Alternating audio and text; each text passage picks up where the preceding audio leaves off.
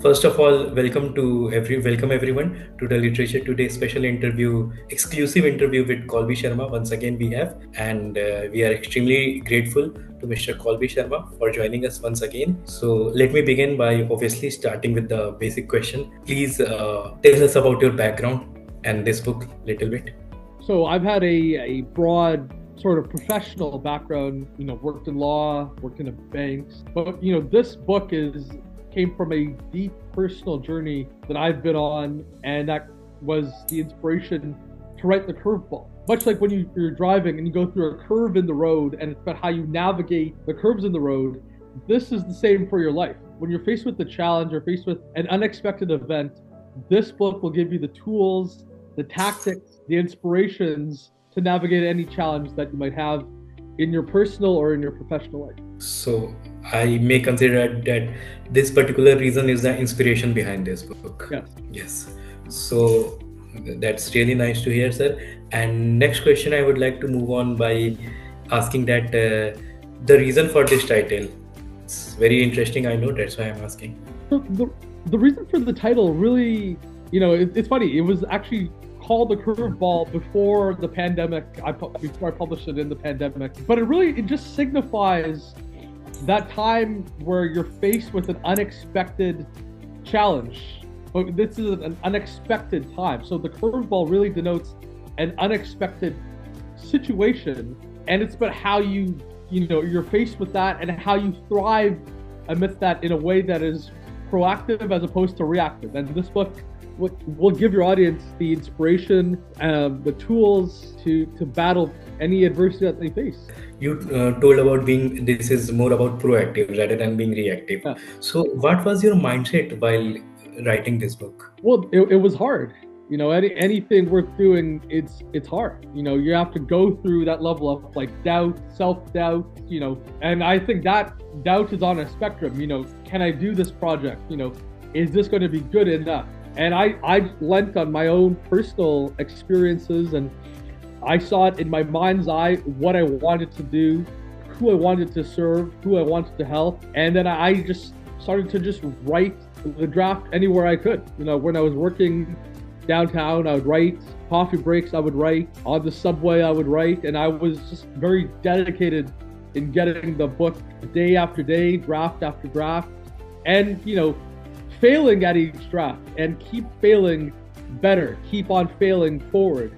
And I think that's a very valuable take for your audience, because I think we're taught to fear failure, and we're taught to have perfection on a pedestal, and that's a societally ingrained belief. It starts very young, but I think when we can shift away from that, especially in this post-pandemic world where there's no such thing as perfection anymore, because we've had the change in the pandemic, whether it's changed our working lives, it's changed our social lives, and this book and the insights are just all about how can you adapt in the face of adversity and keep going forward. So as you mentioned that it was tough because also you wrote it during the pandemic time.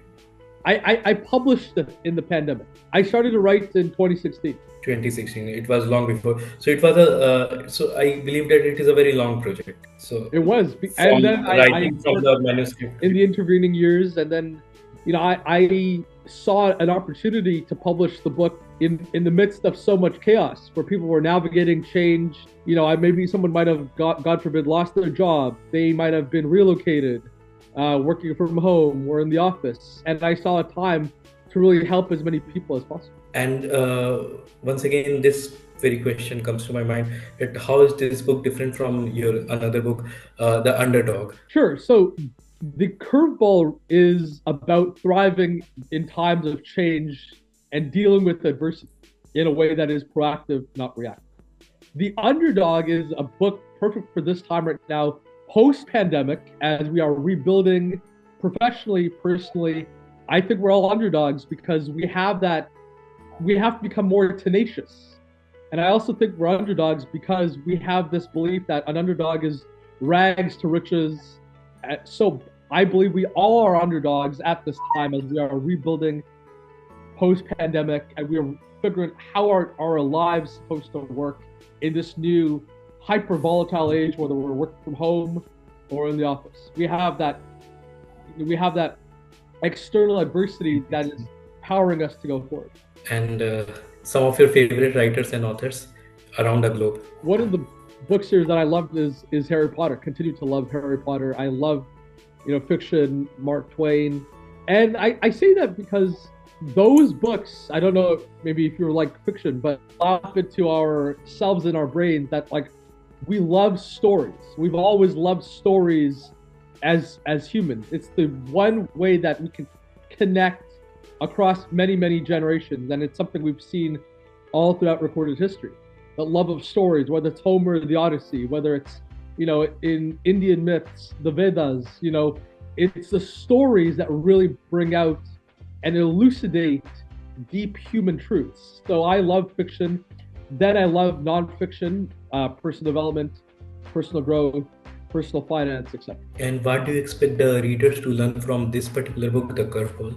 So what I expect them to learn from it is how to go through adversity and what are the 4 key lessons you need to know when you go through adversity. Number 1, going through one base at a time, shedding outer perfection and embracing inner reflection. Number 2, it's all about your responses. We learned from Viktor Frankl that there's a pocket of space and time between the responses.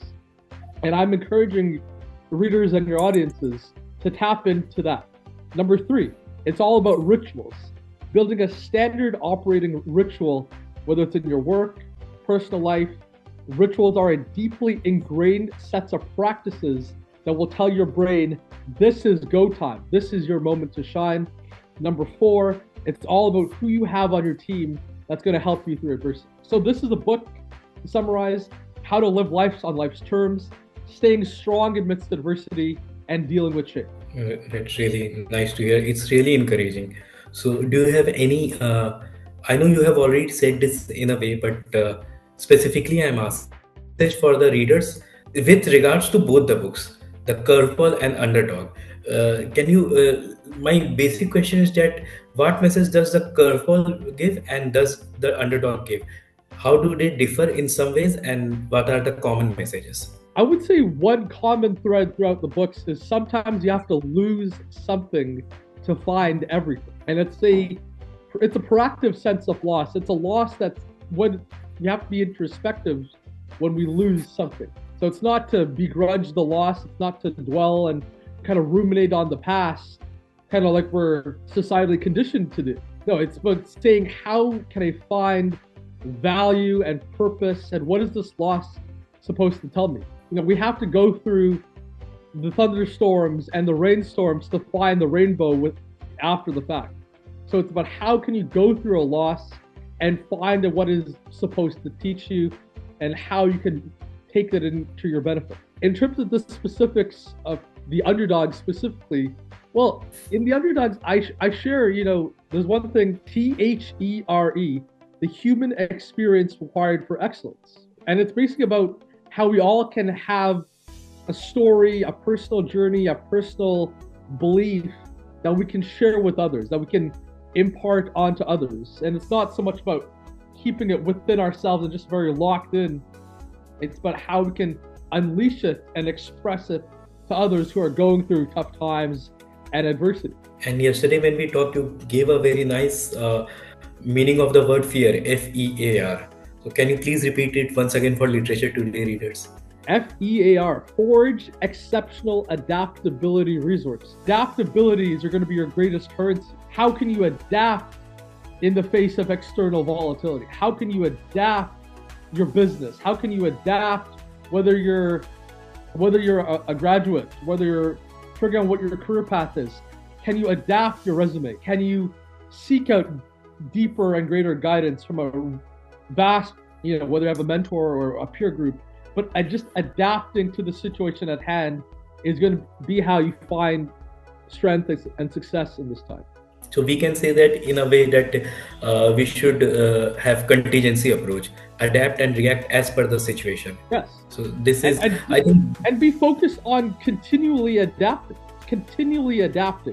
each and every single time you're faced with a project or you're faced with a task at hand, just continually focus on that carte blanche mentality and keep on adapting and keep on going through the motions and surrendering that perfectionism aspect. Because I think when we get into dealing with change, we are, as humans, we want change and we want to grow, and we seek the greener pastures, some might say. But we also fear that change because we don't know how we might show up in that moment. So I just have to say, embrace the change, embrace it for what it is, go through the motions step by step, shed out of perfection. That is how you're going to find a much clearer pathway to find a more positive outcome. So I may even conclude that the contingency approach is a common knowledge in both the books, the underdog and the curveball both. Because That is the through line. Yes, yes. In addition, curveball, you talk about the changes of life, the uncertain things that can happen in life, that and how to prepare from that. Then obviously you have to have contingency approach, and when you are underdog, then you have to be prepared for anything, because yes, no one is taking you seriously right now, but you have to react as per the situation. So yes. the two things which I can gain from your books is about being proactive, pro-reactive, and being contingent. So I hope the readers will learn a lot from these things. The And it's audience the of thing, literature. how can I find freedom in the void? If I have a void in my life, if there's a void in the business, if there's a void in a situation that I find it's very emotionally, maybe it's, some might say, they might be faced with that really deep uncertainty. What is the freedom I'm finding right now into this void? How can I use it just to my benefit? Really, sir, I agree. And before we end, one final question: what are some other projects in pipeline? What can we expect in future? So yeah, I'm just putting thoughts to paper on the next book, but right now I'm focused on sharing the message of the curveball, how people can become more resilient, stronger in times of change in their own lives, and I'm focused on sharing my work as a speaker to organizations on resiliency and thriving, becoming more productive in times of deep change. So I'm just focusing on those two things right now, but deeply very grateful to the readers who have made the book a bestseller, who have continued to find meaning and value in the book, and I'm very, very grateful to them. And we are very grateful to you for agreeing to talk with us once again. And we are today having second session. So we really thank you. And the entire team of, once again, let me mention this, the Literature Today is thankful to you. So thank you so much for agreeing to do with us. Thank you, sir. Pleasure. Dhanyavad. Dhanyavad, sir. Namaste, sir. Namaste. So this is Neil Preet from the Literature Today, and I hope that readers and the audience of the Literature Today would like this particular proactive session with none other than Mr. Colby Sharma, best-selling author Colby Sharma. Thank you, sir. Thank you.